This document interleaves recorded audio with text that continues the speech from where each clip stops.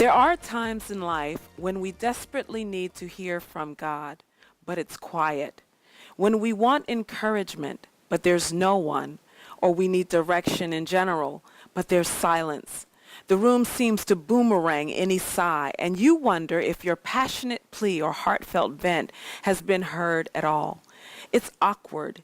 It's disconcerting, but it's also not the criteria to determine if you've been heard. Before you believe your feelings, believe what God said.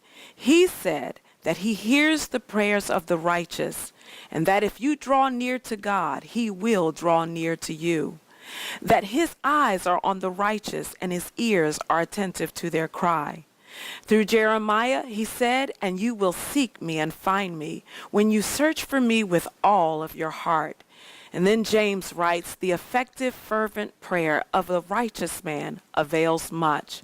So I'll say it again. Before you believe your feelings, believe Scripture. Because if you do, you will never have to doubt whether He hears you. God is the same yesterday, today, and forever.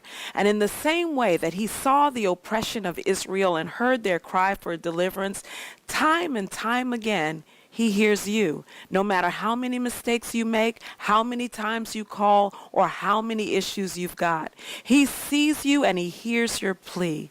That's the assurance that He wants you to come to Him with, not with doubt, unbelief, or with timidity, but with faith in the salvific work of Christ. Through Him, you have relationship with God, and because of Him, you can go to God anytime and for anything, and He will hear you. In fact, Hebrews 4:15 through 16 says, "For we do not have a high priest who cannot sympathize with our weaknesses, but was in all points tempted as we are, yet without sin.